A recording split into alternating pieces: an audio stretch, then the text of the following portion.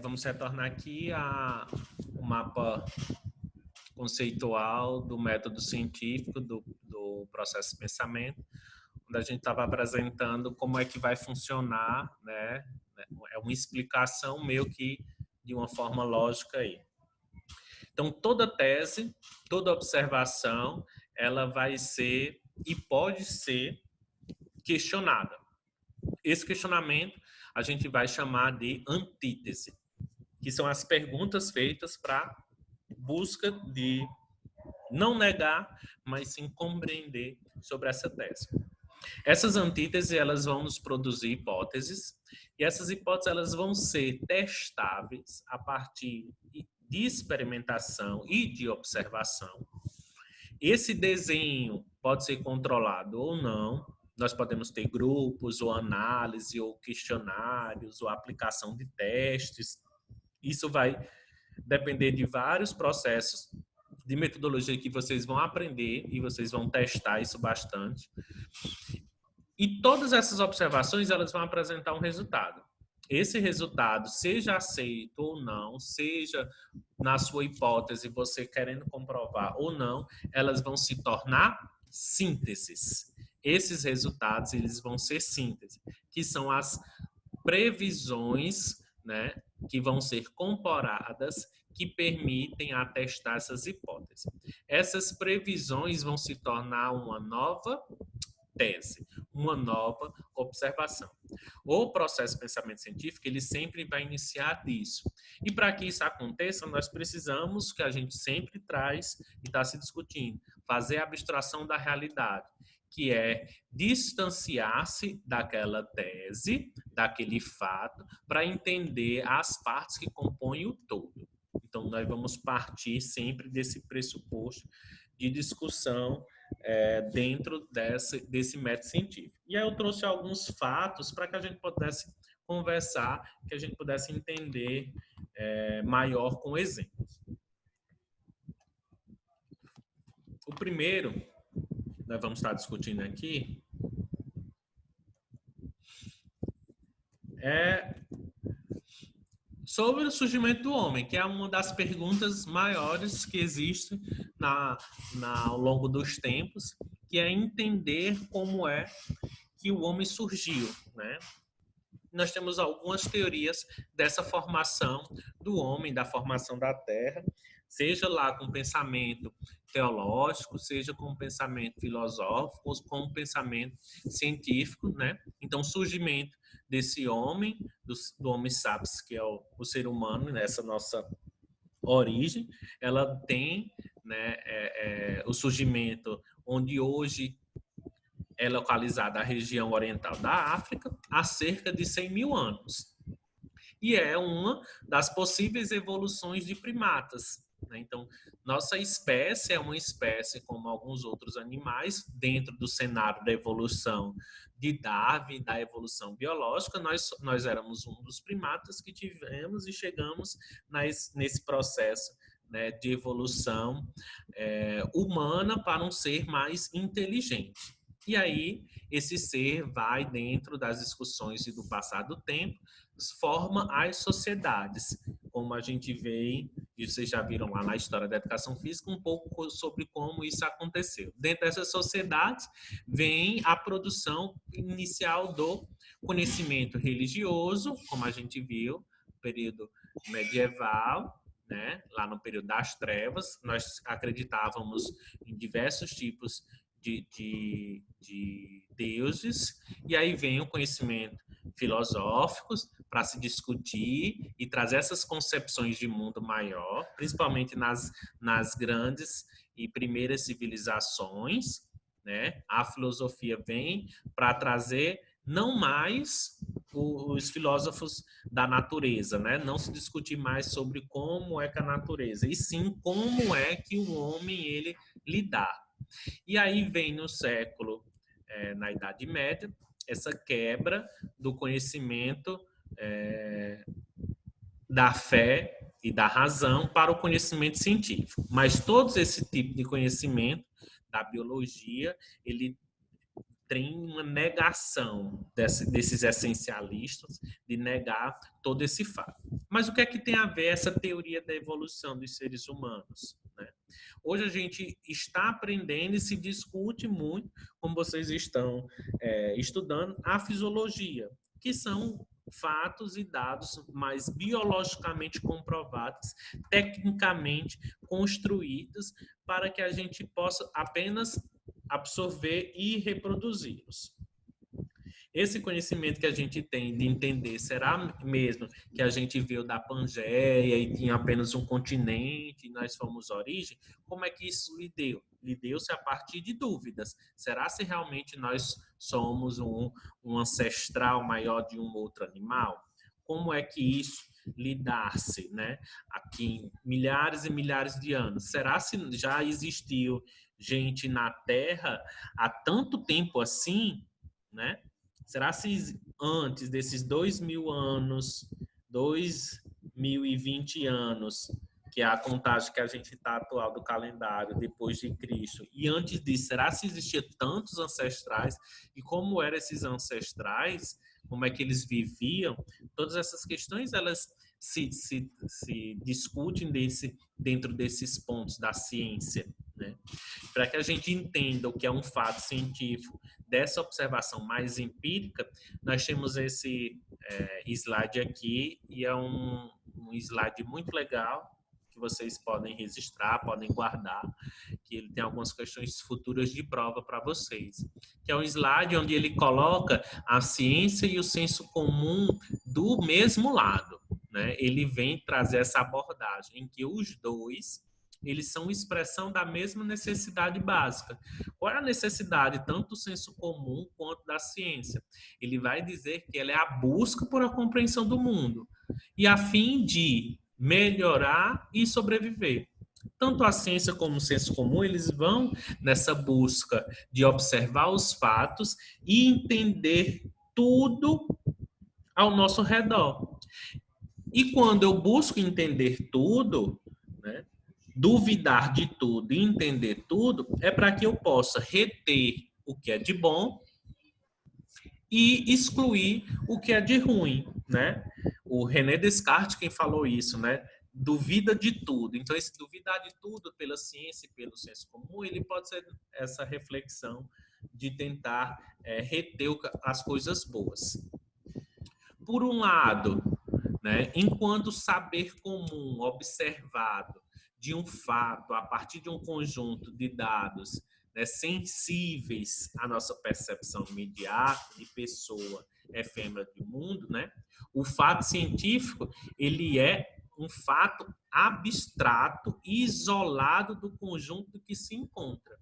Então, o fato científico, quando ele diz que ele é um fato abstrato, isolado, significa porque eu já fui nas mais íntimas e menores situações daquele fato. Como a gente já discutiu sobre a discussão do que é um átomo, que é a composição de elétrons e nêutrons. Então, cheguei num fato onde eu cheguei no menor ponto possível para entender, para responder como as coisas funcionam.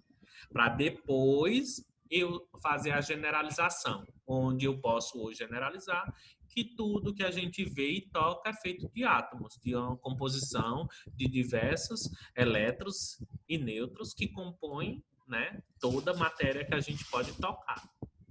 Então, ele coloca que essa ciência é conhecida como a hipertrofia da capacidade que nós todos temos. A ciência é uma oportunidade de saber, assim como a filosofia, que dá a todos nós essa capacidade. Porém, muitos de nós não somos estimulados para as nossas potencialidades, né? Isso por ser bom e pode também ser muito perigoso.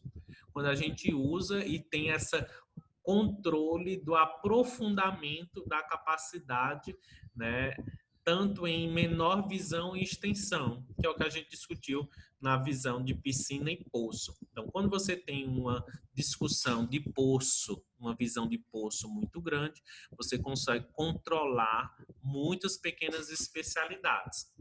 E aí a gente também, dentro da ciência, fica preocupado quando a gente hoje estuda algumas situações que a gente pode deixar o pensamento filosófico, deixa a gente meio assim com o pé atrás. Quando a gente fala hoje das teorias quânticas, né, dos micro-organismos, micro-robôs que podem controlar, entrar, fazer cirurgia no nosso corpo, assim, a gente pode se discutir a ciência, ela pode ser boa e pode ser ruim quando chega a esse determinado ponto. E aí nós só podemos ensinar e aprender partindo desse senso comum que o aprendizagem dispõe. Então, a ciência também, ele traz um conhecimento muito forte em que o sujeito, o aprendiz, ele também precisa ter observações de fatos anteriores. Então, ninguém é uma folha em branco, né? A gente parte de experiências que a gente já vivenciou, que é o que os filósofos geralmente abordam nos seus discursos, em que nós, quando vemos para esse mundo, a gente antes vivia no Flêmero, né? Já falei até isso antes, que é no mundo das ideias, onde nós temos toda e qualquer capacidade, todo o conhecimento e a sabedoria. Mas quando a gente vem para esse mundo, quando a gente nasce, a gente esquece tudo. E para a gente aprender, a gente só relembra. Então, a gente tem que estar próximo dessas experiências. E o senso comum parte dessa ligação com a ciência, porém, ele é colocado como um depósito intelectual de várias observações e experiências de uma sociedade ou do indivíduo que ainda não foi analisada de forma sistemática. Então, é não sistemática, né? Ele não tem uma herança, um caráter de conhecimento refletido, porque ele não foi feita uma análise mais aprofundada. E esse senso comum, ele é marcado pela essa falta de conhecimento racional. Em nenhum momento traz uma construção vaga, mas a ciência não pode negar e substituir esse conhecimento como algo que não tem nenhuma ligação com o saber. Ele tem uma relação, mas que é uma relação ainda não comprovada. Como a gente pode ver aqui nessas teorias do conhecimento. Vocês estão conseguindo fazer a leitura desse slide, desses dois primeiros tópicos?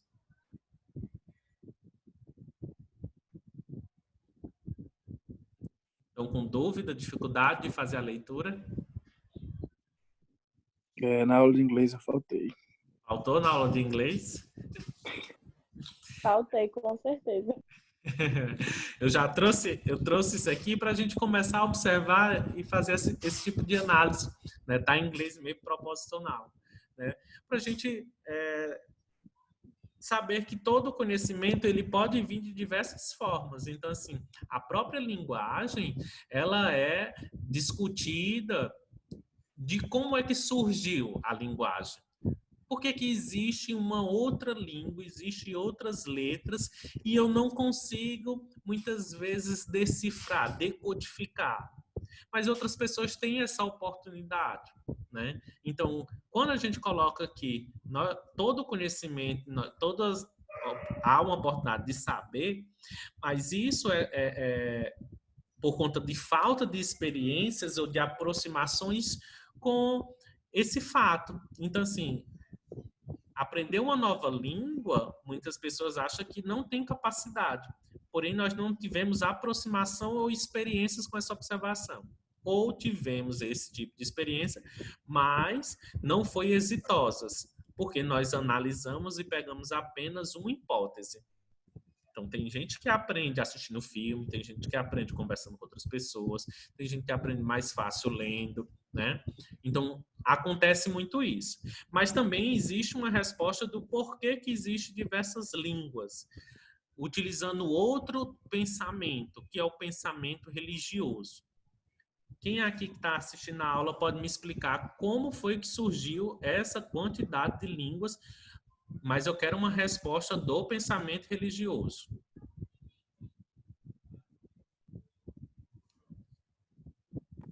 Eu não lembro muito bem, não. Eu sei que foi de acordo com a Bíblia, né? Foi para confundir, várias línguas para confundir. Só não lembro quem, nem o quê. Não lembro muito bem, não. Na Torre de Babilônia. Torre de Babilônia, né? O que é que aconteceu na Torre de Babilônia? O homem, né, naquela discussão do pensamento científico com o pensamento da fé, da religião, né, com o poder, e a filosofia já estava ali, né, dentro na busca de entender como a sociedade funcionava, de como é que as pessoas mudam de comportamento, então ela faz uma reflexão maior, e o poder subiu a cabeça de muitas pessoas e acreditava-se na fé e nos deuses que estavam no céu. E aí os homens eles queriam construir uma torre, que é chamada de Torre da Babilônia, e a torre para conseguir chegar até os deuses, até chegar ao Deus, para ver se encontravam e fazia isso. Eles estavam construindo, né, se dedicando a essa construção. E aí, para acabar, né, fazer um resumão, e as pessoas não conseguissem construir essa torre, essa imensa torre, Deus foi lá e fez com que todos os povos eles começassem a falar línguas diferentes, para que eles não pudessem se comunicar. E aí hoje nós temos, né, uma resposta na Torre de Babilônia para essa diversificação de quantidade de diversas línguas que hoje nós temos, né, nesse processo de comunicação. Então, assim, será se isso é um fato mesmo, se é religioso, ou será se realmente é um fato científico? Por que a gente aprende a falar? Quem é que pode me responder isso cientificamente? Nós aprendemos a falar por quê? Acho que é natural, através da observação, né? A gente observa e vai associando as palavras com o que Nós aprendemos a falar porque nós temos uma outra habilidade, outra capacidade, que é o quê?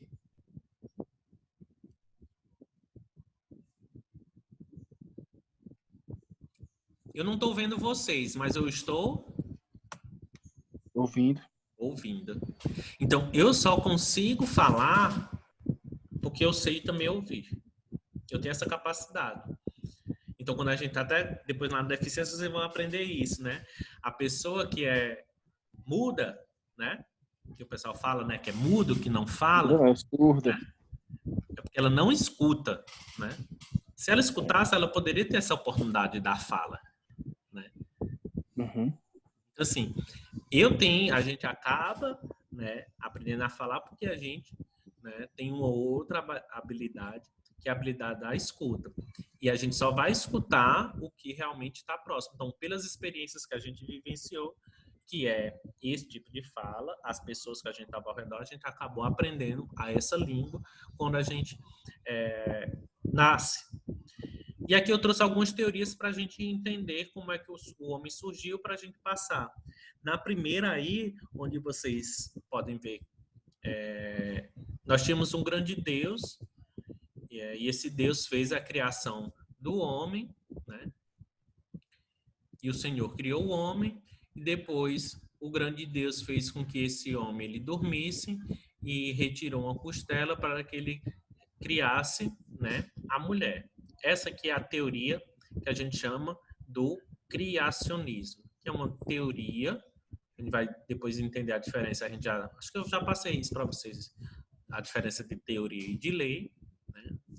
Teoria, nós tivemos diversas análises sobre o mesmo fato, e elas não podem ser representadas de forma fiel, porque são teorias, né, de uma lei que já é comprovada. E nós temos outra teoria, que é uma teoria de Prometeus e Efêmes, né, que eram aprisionadas no Tártaro. Nós tivemos desse Tártaro uma grande guerra, né, dos titãs em Olímpias.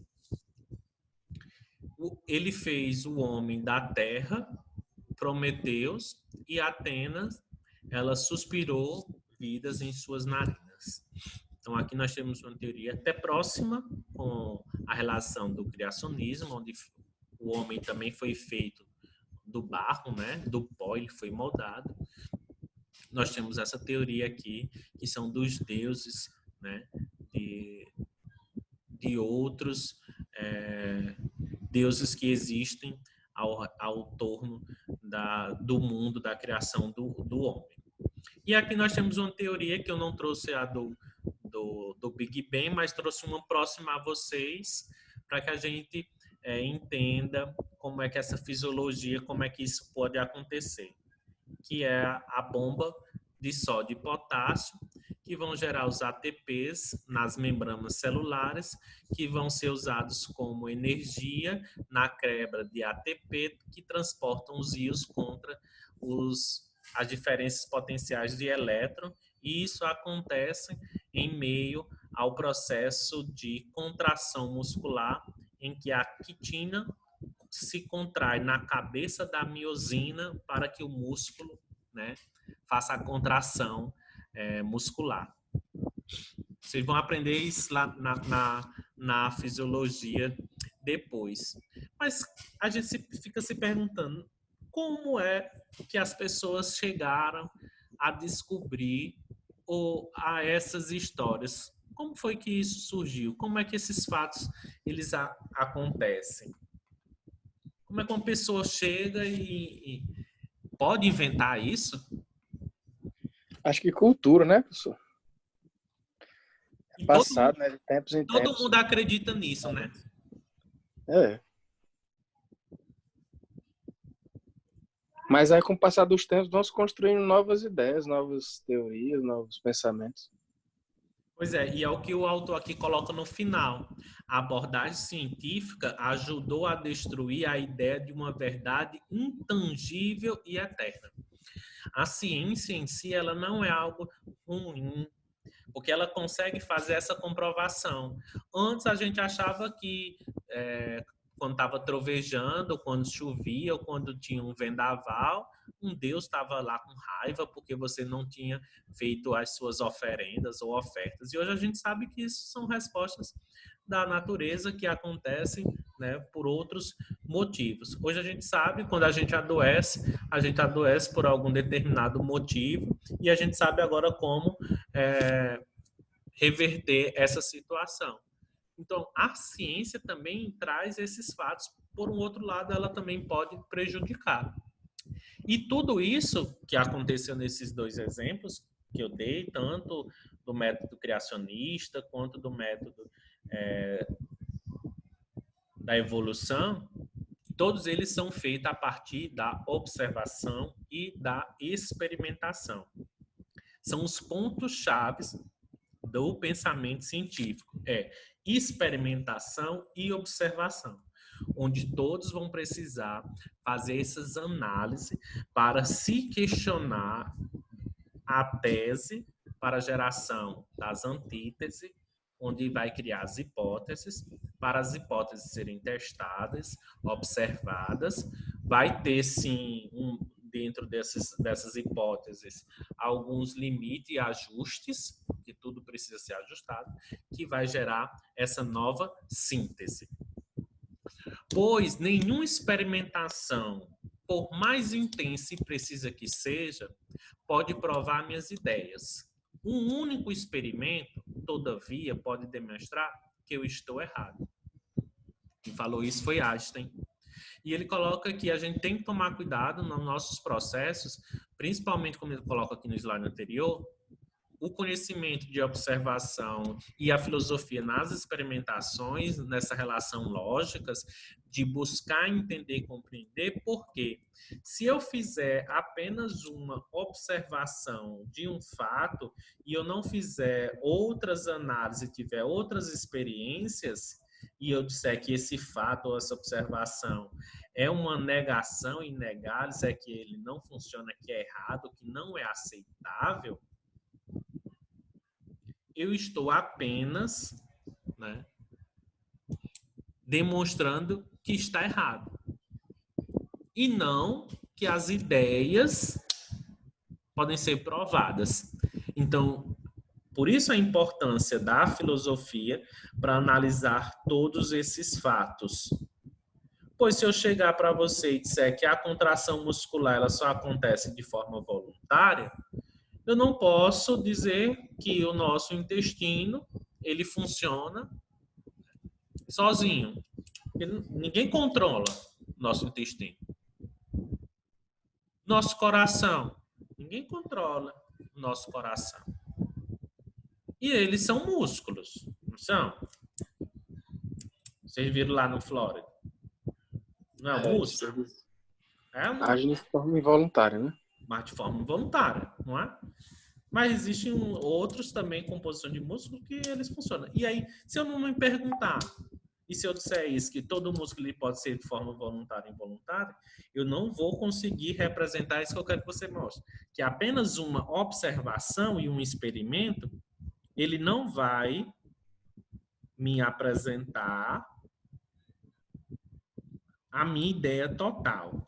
Porque essa Do ideia... mesmo jeito, quando, por exemplo, um cientista diz, sei lá, dipirona é o remédio que cura tal e tal, né, sintoma de doença para todo mundo. E vai ter gente que não vai servir, vai ter que ser o paracetamol.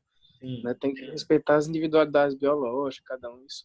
Se eu for pegar um cadáver e for separar e ver os músculos e ver o coração, vou dizer, poxa, esse músculo aqui, essa fibra também é a mesma fibra que eu encontro aqui no braço, né? E como é que esse daqui é um órgão responsável por bombear, né?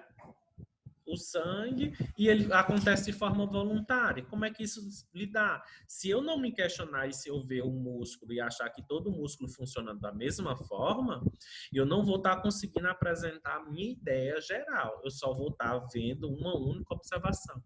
Então a gente precisa ter todo o conhecimento, ele pode ser refletido. Ele não precisa ser negado, mas ele pode ser compreendido por outros fatos.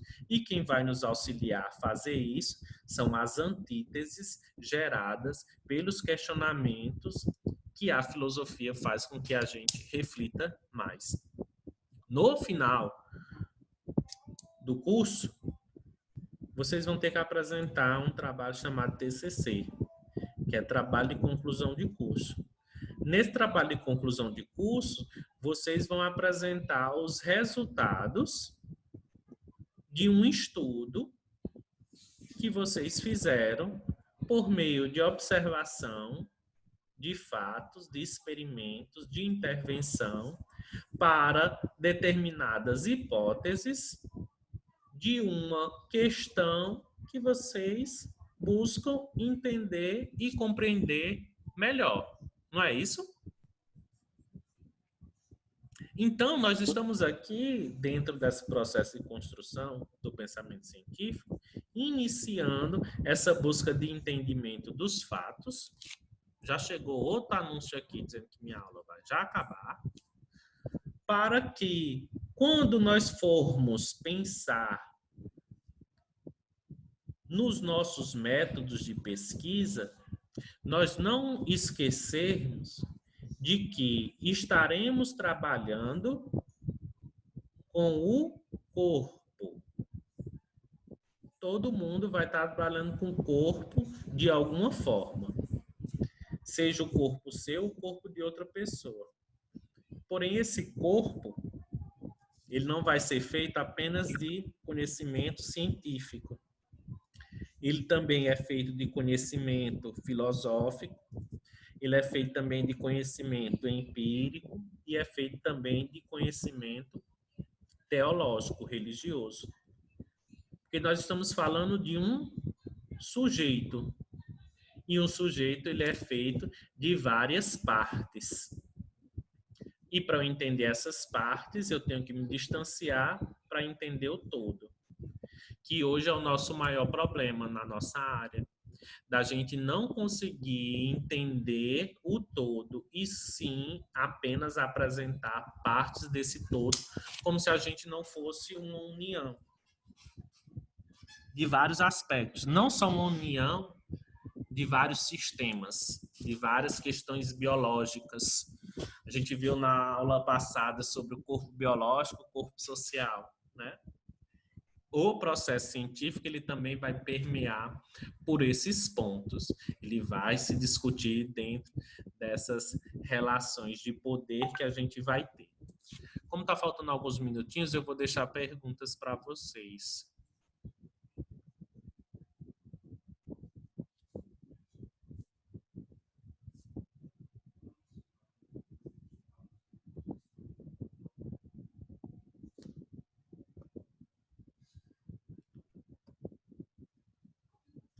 para depois a gente partir para o método dedutivo e o método indutivo.